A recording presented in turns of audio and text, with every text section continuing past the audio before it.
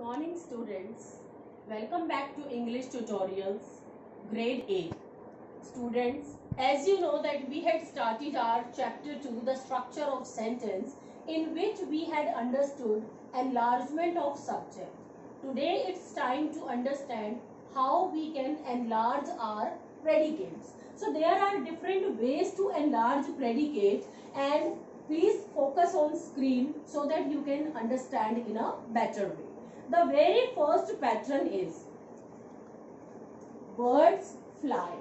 Birds is our subject, and fly only verb form we have used to show our predicate. That is our pattern 1, in which only subject and verb have been used to in the predicate. In second pattern, his mother is a teacher. His mother is a subject, and we have completed this sentence by writing is a teacher. Children, do you know that in predicate two different ways are there? One is object and one is complement. Do you know the difference between both? If in object any action, any verb has been described, that his mother cooks the food, his mother works in a school, his mother works in a bank, we have used an action here. So at that time it will be called as an object. But here his mother is a teacher. Who is a teacher? His mother. So it is called a complement. And further, complement also divided into two parts, that is subjective or objective. Objective we cannot say because no object is there, no action is there. Who is teacher? Mother. The quality of mother, the profession of mother has been described here. So it is subjective complement. Next pattern is the police chased the thief. This sentence is divided into three parts. The police, its subject, chased is verb, and the thief is object. If we separate this sentence into subject and predicate, then the police is subject, rest part is predicate, and it has verb and it has object. So we have enlarged the police chased what? The thief. We have completed this sentence by writing verb as well as object. Our next pattern is, so children, our next pattern is pattern 4, in which a sentence has been written, he gave me a chocolate. He is subject, gave is verb, and I have encircled a chocolate as a direct object and me as an indirect object. Why?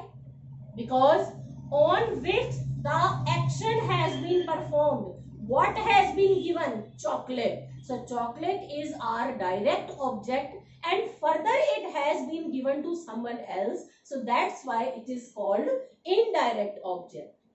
He threw a stone on me. He threw a stone on me. What has been used? On which the action has been used? A stone.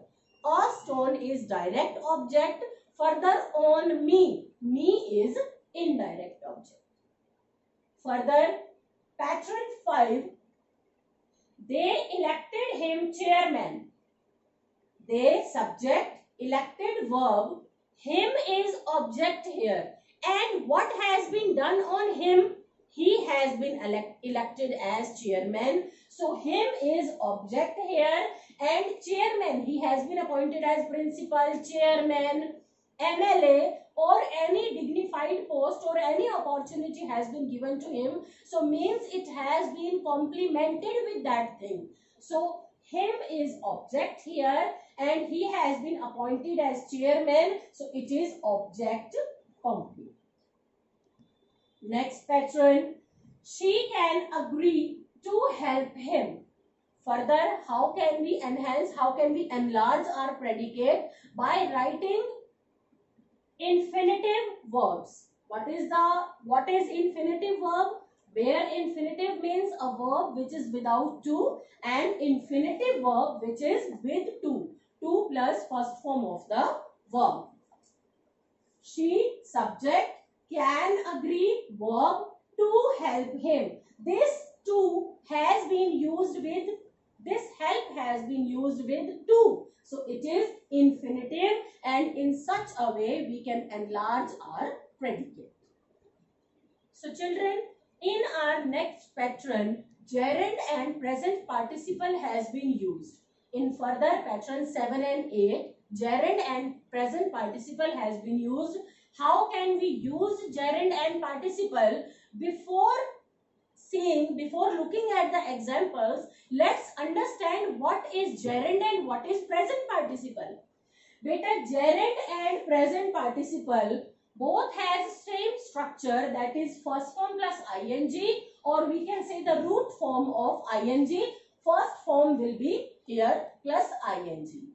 But there is a difference in the usage. If in a sentence first form plus ing has been used as a subject noun, then it is a gerund. Examples are here. Smoking is injurious to health. It has been used sometimes at the place of noun also. Smoking is injurious to health. Here smoking, first form plus ing, is a gerund. Dancing is a kind of exercise. Again, dancing is a gerund. Not only in the beginning, sometimes in predicate part, in object also gerund has been used. He does not like fighting. What he doesn't like? Fighting. So here fighting also is a gerund. Now let's see present participle. If first form plus ing has been used as an adjective to an adjective. Adjective means describing words. If it works as a verb or adjective, it is called verbal adjective also, means it is also called verbal adjective, this present participle. Example, a running deer was shot, which is noun here, deer. Running we have used before noun. So before noun, describing words as an adjective, this present participle has been used. So running is present participle, not a gerund. I watched a movie. A movie is a noun. I watched an interesting movie. This movie I have described by writing interesting. So it's present participle because it is working as adjective in this sentence. Well children, in pattern 7, a verb is followed by a gerund. In pattern 7, how we can enlarge our predicate? By adding a gerund. She likes, she is subject, likes verb, and dancing is gerund here. Next, I avoided meeting him. Avoided verb, and it has been followed by a gerund, that is meeting. He enjoys burning crackers, etc. Means many examples can be there in which we can enlarge our predicate by adding a gerund to a verb. Last pattern, verb is followed by an object and a present participle.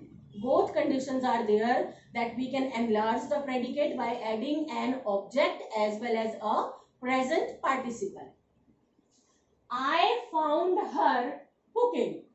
I subject, found verb, her object, cooking is present participle here. Gerund and present participle I have already made clear, so there should be no doubt in that. But if yes, then we will have a doubt session as well. Next, we heard the bell. On which the work has been done? On bell. So obviously it is our object. What work? I heard. Heard is verb here, we subject, and ringing is present participle here. So children, in this video we have discussed all the 8 patterns of enlarging that predicate enlargement. So read the explanatory part and try to complete the exercises of chapter number 2. Thank you.